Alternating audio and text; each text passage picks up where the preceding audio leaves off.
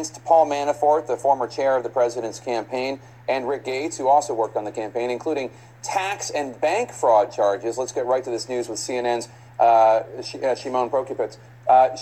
What can you tell us, Shimon? Yeah, so we're just reading through these documents now. This was just filed, just unsealed moments ago. This appears to be a 32-count indictment. It was filed in a different district, in a different courthouse than the last indictment. This was filed in the Eastern District of Virginia and Alexandria. And generally, this has to do with money that both Rick Gates and Paul Manafort made as years of their political consultants and lobbyists, according to the indictment. And like I said, Jake, we're just sort of getting through it now, but this appears to be more of a recent time period, money that they've made through their consulting work, but also money that they used, according to the indictment, that they got from loans, mortgage loans, that they then used for money laundering and other things. So that's what we're sort of just kind of going through it right now, and we should have more for you soon. Thanks, Shimon. Let me bring in Evan Perez to give us the big...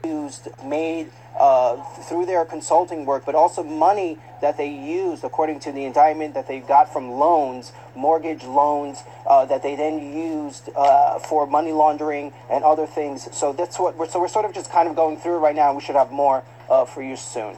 Thanks, Shimon. Let me bring in Evan Perez to give us the big picture. What is the significance of this and the concept of superseding indictments?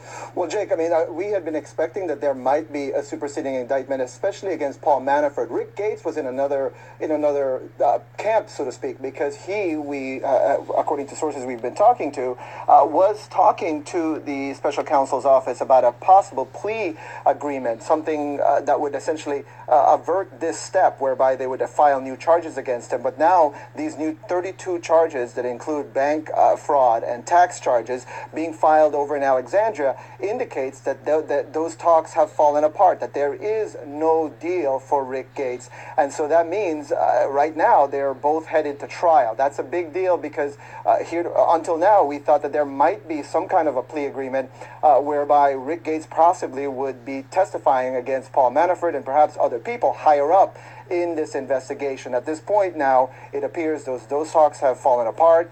There is no deal at this point, and so now these two men are now facing charges in both here in D.C. and over in Alexandria. Trial, we don't know when that will happen, but at the earliest later this year. All right, Evan and Shimon, thank you so much. I want to bring in to talk about this and much more. And that's it. It's your boy Carcino here with breaking news. Do you know what that means? Do you know what that means? That means that somebody in that presidential office got that boy on the line and told him, as clear as day, your time is up. You better not flip. You better not flip. The president, you thought he was flipping on the president. He stayed loyal to the president. And Muller is trying to get him to go. They offered him a deal. He didn't take it. He said he'd take his chances in court. So they hit him with a new charges. Him and Gates and Mansfield, they thought he was going to flip on Mansfield. He ain't flip on Mansfield. Nope. He's like, I ain't flipping on him either. They was like, well, what are you giving us? Absolutely nothing. Trump told me don't worry about it. So they just all like, okay, you a big man, right? He gonna take care of you? Bam! One for you, Mansfield, and for you, Gates. Bow! $30 million new charges. 2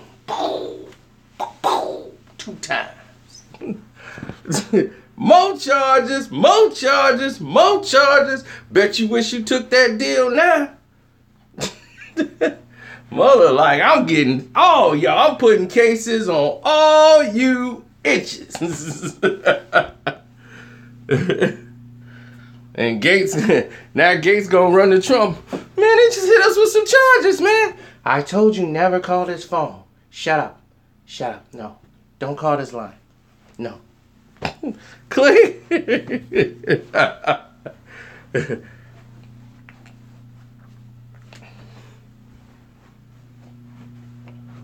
Yeah, when the fall guys don't want to take the fall, Who they gonna call? Trump busters. I don't answer the phone. No for nobody.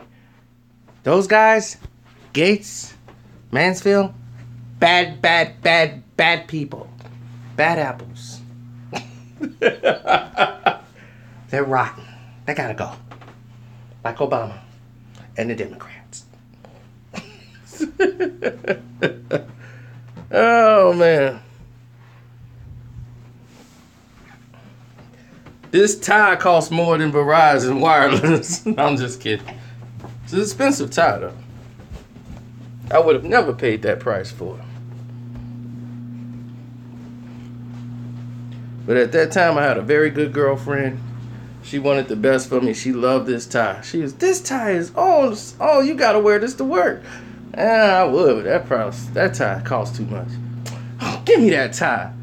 I'll pay for it. You don't have to pay for that tie for me. Why you, oh. Man, that was nice, but you ain't have to buy me that tie. I like the way the tie looks on you. All right. Now she's gone, and I got a tie.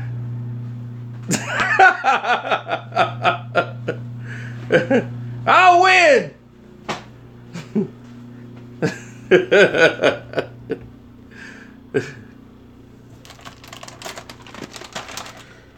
It was a Jedi mind trick. I wanted the tie all along, but I didn't want it for that price. Winning.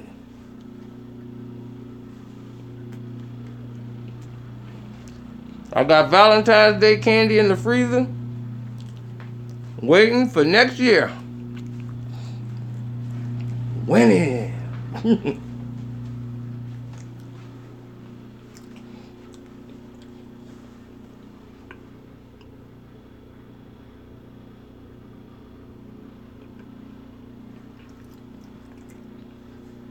Brian Pumper in jail for pumping.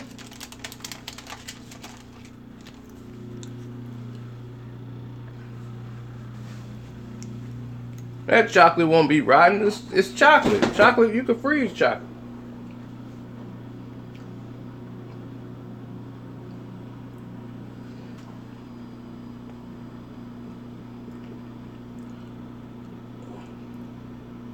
Oh, thanks, Jill.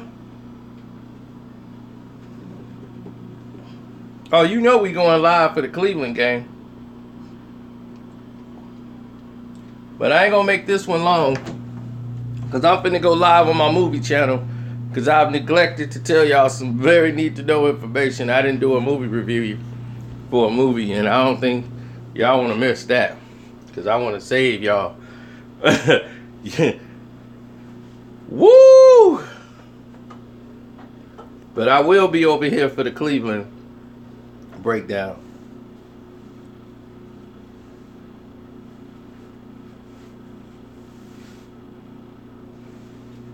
Oh yeah, they play the Washington Bullets tonight. But let me go over to my movie channel. I'm finna go live over there, because I gotta do a movie review of something we saw. It's gonna blow y'all mind.